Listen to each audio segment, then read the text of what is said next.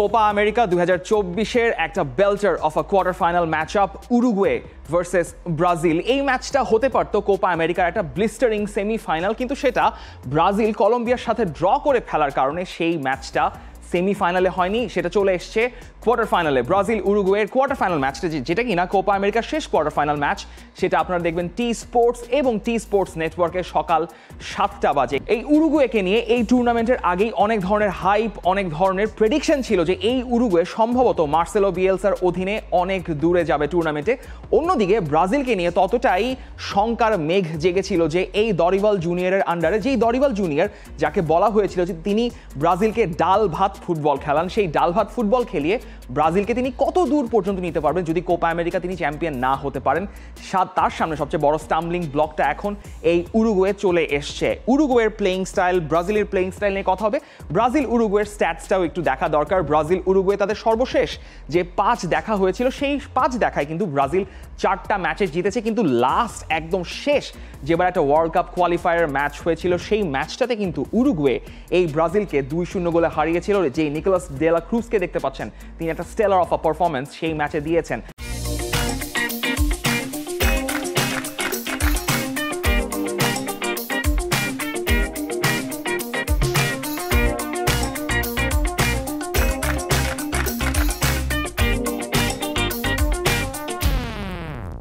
এখন এই historic performance দিয়ে আসলে এই ব্রাজিল এই উরুগুয়েকে জাজ করা সম্ভব না। তার একটা কারণ কিন্তু বলছেন, যদিও ব্রাজিল উরুগুয়ের সাথে সম্পর্কিত নন, তিনি হচ্ছেন সেরহিও আগুয়েরো। তিনি বলছেন যে, যিনি আর্জেন্টিনা এবং ম্যানচেস্টার সিটির সাবেক ফরওয়ার্ড, তিনি বলছেন এই মার্সেলো বিয়েলসা, যিনি কিনা একজন আর্জেন্টাইন, তিনি মূলত আর্জেন্টিনা যে ডিফেন্ডিং চ্যাম্পিয়ন কোপা আমেরিকার, তাদের জন্য সবচেয়ে বড় বাধা কোপা আমেরিকাটা রিটেইন করার জন্য। এখন আর্জেন্টিনা কোপা আমেরিকা রিটেইন করতে পারবে কিনা সেটা অন্য প্রসঙ্গ। কানাডার সঙ্গে তাদের সেমিফাইনাল ম্যাচ অন্তত জিততে হবে, তারপর যদি তারা ফাইনালে যায় তবেই সেনা রিটেনশনের প্রশ্ন আসবে। কিন্তু তিনি ব্রাজিলকেও এখানে খুব একটা গণাতে ধরছেন না, তার কারণ এই আর্জেন্টাইন ভদ্রলোক মার্সেলো বিয়েলসা উরুগুয়েতে আসার পর যেভাবে তিনি দলটাকে নিজের মতো করে নিজের ফিলসফিতে সাজিয়েছেন, এই দলটা যেরকম এন্টারটেইনিং তেমনি বিপজ্জনক যে কোনো মুহূর্তে কাউন্টারে ফেস করার জন্য, কিংবা তাদের ওই লং বলটা ফেস করার জন্য, যেটা ব্রাজিলের জন্য সমস্যা হয়ে দাঁড়াতে পারে। এখন কেন ব্রাজিলের জন্য সমস্যার কারণ হয়ে দাঁড়াতে পারে, সেই একটা মাথা ব্যথা অবশ্য ভিনিসিয়াস জুনিয়র শেষ ম্যাচে করে বসেছেন। ওই যে 7 মিনিটের মাথায় তিনি হামেস রদ্রিগেজকে একটা চর মারার মতো একটা কারাতে চপ দিয়ে ফেললেন। সেই কারণে আসলে ঘটনাটা যেটা ঘটলো, তিনি সেকেন্ড একটা ইয়েলো কার্ড দেখলেন। ওই সেকেন্ড ইয়েলো কার্ড দেখার কারণে তিনি এই ম্যাচে সাসপেন্ডেড থাকছেন। এখন দরিভাল জুনিয়র আবার এটাকে দেখছেন একটা অপরচুনিটি হিসেবে। তিনি ওই ম্যাচ শেষেও বলেছিলেন, পরবর্তীতে শুক্রবার প্রেস কনফারেন্সে বলেছেন যে এটা ব্রাজিলের জন্য বরং একটা বড় অপরচুনিটি, তাদের যে বড় প্লেয়াররা রয়েছেন, যেই খেলোয়াড়রা রয়েছেন, তাদের স্টেপ আপ করার একটা বড় সুযোগ।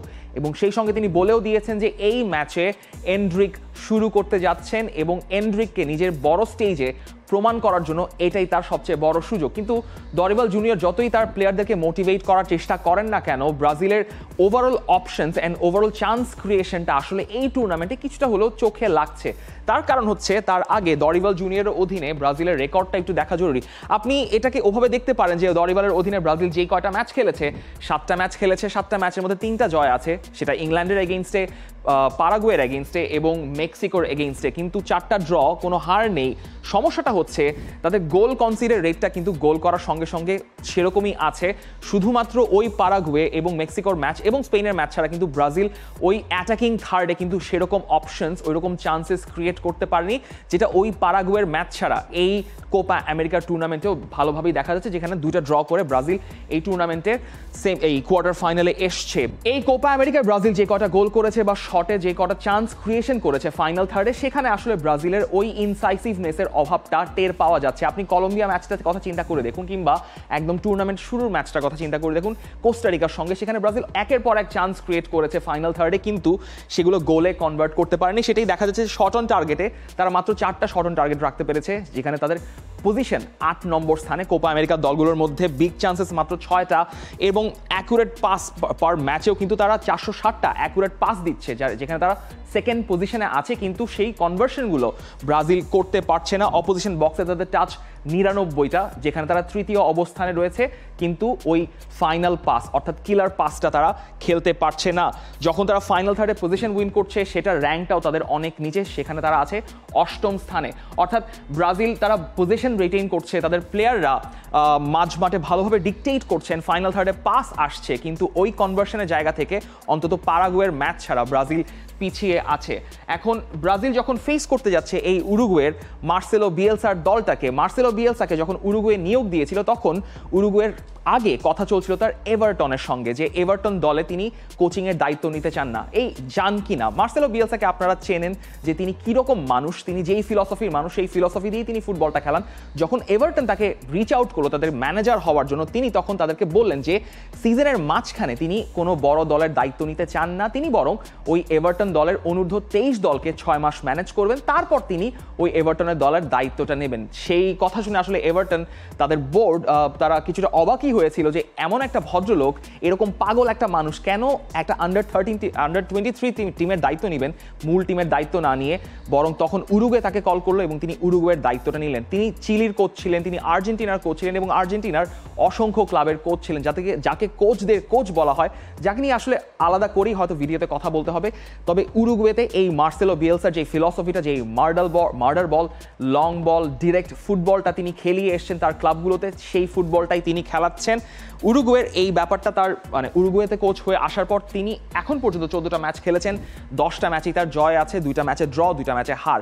কিন্তু সবচেয়ে বড় ইম্পর্টেন্ট বিষয়, এই ওয়ার্ল্ড কাপ কোয়ালিফায়ারে যখন আর্জেন্টিনা এবং ব্রাজিলের বিপক্ষে উরুগুয়ে খেলেছে, আর্জেন্টিনার বিপক্ষে তাদের জয় রয়েছে। সেই আর্জেন্টিনা যারা 2022 সালে বিশ্বকাপ জিতেছে, তাদের একমাত্র হার বিশ্বকাপ জেতার পর এই মার্সেলো বিয়েলসার উরুগুয়ের সঙ্গে, ব্রাজিলের সঙ্গেও তারা ম্যাচটা জিতেছে। এখন এই উরুগুয়ের প্লেইং স্টাইলটা আসলে কীরকম, মার্সেলো বিয়েলসার অধীনে হাই টার্নওভার, হাই প্রেসিং এবং ডিরেক্ট লং বল থেকে তারা কীভাবে ম্যাচটা খেলে, সেটা বলিভিয়ার সঙ্গে একটা 10 সেকেন্ডসের সিকোয়েন্স দেখলে বোঝা যাবে। এবং তারা খুবই aggressive man to man marking সিস্টেমে খেলে। দেখা যাচ্ছে যখন তারা ফাইনাল থার্ডে রয়েছে অপোজিশন হাফে, সেখানে তারা খুবই অ্যাগ্রেসিভলি ম্যান মার্ক করে প্রেস করার চেষ্টা করছে এবং যখন তারা বলটা উইন করছে সেখানে তাদের খুবই ক্লেভার রোটেশনের মাধ্যমে তাদের যে রাইট সাইডের ফ্ল্যাঙ্কের প্লেয়াররা রয়েছেন তারা রোটেট করে সেখান থেকে পাসিং অ্যাঙ্গেল ক্রিয়েট করছেন, তারপর সেখান থেকে বলটা নিয়ে সামনে এগিয়ে মাত্র 10 সেকেন্ডের মধ্যেই একটা shot on the box, Darwin Núñez একটা শট ক্রিয়েটিং চান্স তৈরি করছেন। সব কিছুই ঘটে গেছে একটা 10 সেকেন্ডের মধ্যে। এই কোপা আমেরিকায় যেই দলগুলো খেলছে তার মধ্যে সবচেয়ে বেশি হাই টার্নওভার 30টা অপোজিশন বক্স থেকে কিন্তু তৈরি করেছে এই উরুগুয়ে। এবং তাদের পাসেস পার ডিফেন্সিভ অ্যাকশন, যেটাকে বলা হয় পিপিডিএ, সেটা যত আপনি কম পাসের মধ্যে একটা অপোজিশনকে আপনি প্রেস করে বল উইন করতে পারবেন, সেক্ষেত্রেই আপনাকে সবচেয়ে হাই ইন্টেন্স টিম ধরা হবে। তাদের যদি পাসেস পার ডিফেন্সিভ অ্যাকশন আপনারা দেখতে চান, সেটা 7.8, অর্থাৎ প্রত্যেকটা দলের মধ্যে সবচেয়ে লোয়েস্ট, অর্থাৎ তারা সবচেয়ে হাই ইন্টেন্সলি প্রেস করে তারা বলগুলো উইন করার চেষ্টা করে। তাদের অন্য স্ট্যাটগুলো দেখলে বোঝা যাবে যে তাদের শট অন টার্গেট 7, যেটা এই টুর্নামেন্টে সবচেয়ে বেশি, এবং তাদের বিগ চান্সেস ক্রিয়েশন 14টা, যেটা এই টুর্নামেন্টে সেকেন্ড হাইয়েস্ট। অর্থাৎ ফাইনাল থার্ডে বল নিয়ে যাওয়ার জন্য বা ওই লং বল থেকে চান্সেস ক্রিয়েট করার জন্য ডিরেক্টলি কিন্তু তাদের সবচেয়ে বেশি এই স্ট্যাট রয়েছে, যেখানে সাকসেসফুল ট্যাকেলসেও তারা এগিয়ে আছে ব্রাজিলের সঙ্গেও, যদিও তারাও এগিয়ে আছে। অ্যাকুরেট ক্রসেস পার ম্যাচেও তারা প্রথম স্থানে রয়েছে। অর্থাৎ আপনি যদি ডিরেক্ট ফুটবল চান, আপনি যদি শুধু বার্স্ট ফরওয়ার্ড করে সামনে এগিয়ে যেতে চান অ্যাটাকে চান্স ক্রিয়েট করার জন্য, উরুগুয়ে আপনার জন্য একটা পারফেক্ট টিম ব্রাজিলের অ্যাগেনস্টে সেই কাউন্টারটা দেওয়ার জন্য। এখন প্রশ্ন হচ্ছে, যেহেতু ভিনিসিয়াস জুনিয়র খেলছেন না, সেখানে এন্ড্রিক খেলছেন, ফরমেশনটাও একটু দেখা দরকার। ব্রাজিল মোটামুটি তাদের আগের ফরমেশনেই থাকতে পারে, 4-2-3-1 ফরমেশনে। জাও গোমেজকে শুরু করানো হবে কি হবে না, ডগলাস লুইস সেখানে খেলতেও পারেন, সেটা নিয়ে একটা ব্রাজিলিয়ান মিডিয়াতে কথা চলছে, তবে সেটা দরিবাল জুনিয়রের উপরই নির্ভর করছে। সাভিও খেলতে পারেন, তবে রাফিনিয়া লাস্ট ম্যাচে বেশ ডিসাইসিভ ছিলেন, তার ফ্রিকিক থেকে ওই গোলের পরে কিন্তু ব্রাজিল এগিয়ে গিয়েছিল। রাফিনিয়া যেহেতু ভিনিসিয়াস খেলছে না, সেক্ষেত্রে রাফিনিয়া হয়তো শুরু করলে শুরু করতেও পারেন, হয়তো সাভিওকে পরবর্তীতে নামানো হতে পারে। ওই ভিনিসিয়াসের জায়গা হয়তো লেফট ফ্ল্যাঙ্কে রদ্রিগো শিফট করতে পারেন। লেফট ফ্ল্যাঙ্কে কিন্তু রদ্রিগো যথেষ্ট সুইফটলি তিনি ওভারল্যাপ করতে পারেন, তো সেক্ষেত্রে তাকে ওই লেফট ফ্ল্যাঙ্কে খেলানো হতে পারে। এবং ফ্রন্টে নাম্বার 9 হিসেবে এন্ড্রিক শুরু করছেন।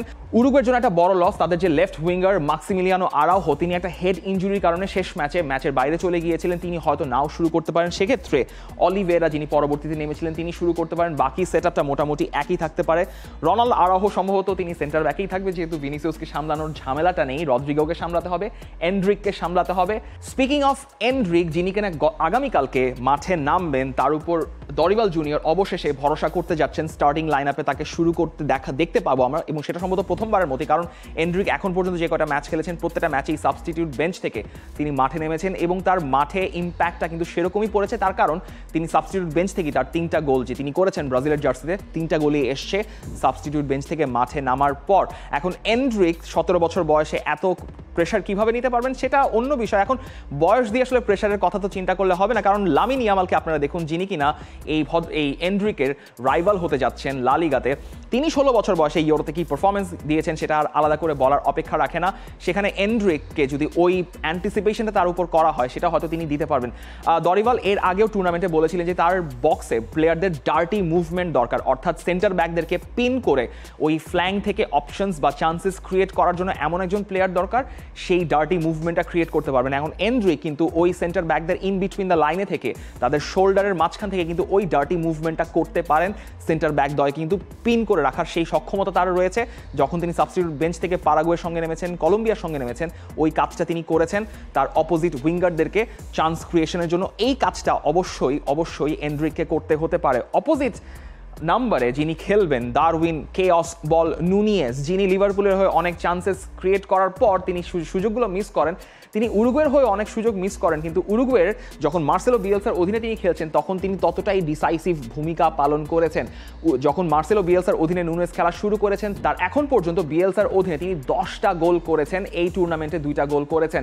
দারউইন নুনিয়েজ ওই সেন্টার ব্যাকদেরকে র্যাটেল করার জন্য কিন্তু যথেষ্ট ভালো ভূমিকা পালন করেন। তাদের শোল্ডার বা ইন বিটুইন লাইনে তিনি কিন্তু বারবার প্রেস করে তাদেরকে ওই জায়গায় পিন ব্যাক করে রাখেন, যেখান থেকে কিন্তু ওই ডিসাইসিভ উইঙ্গাররা বল নিয়ে ভেতরে ঢোকার চেষ্টা করেন। সেখান থেকে নুনিয়েজ কিন্তু অসংখ্য চান্সেস এই ম্যাচেও হয়তো পাবেন। এখন ব্রাজিল উরুগুয়ের ম্যাচটা কিন্তু ডেফিনেটলি এই কোপা আমেরিকা টুর্নামেন্টের সবচেয়ে হাইলি অ্যান্টিসিপেটেড ম্যাচ আপনি বলতে পারেন, যদি না আপনি আর্জেন্টিনা ব্রাজিলের একটা ফাইনাল দেখতে চান। সেই হিসাবটা বাদ দিলে এই ব্রাজিল উরুগুয়ের ম্যাচটাই সম্ভবত এখন পর্যন্ত এই কোপা আমেরিকার কোয়ার্টার ফাইনালের সবচেয়ে হাই ভোল্টেজ ম্যাচ হতে যাচ্ছে।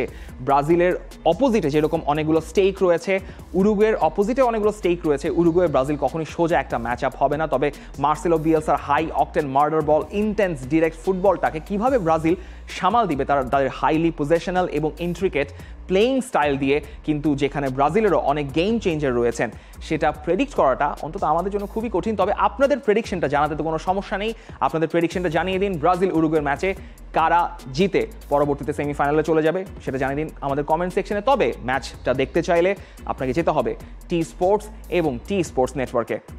For more updates, subscribe to our YouTube channel and click on the bell icon. Follow us on Facebook and Instagram. Download T-Sports app to enjoy exciting games and highlights. Visit tsports.com.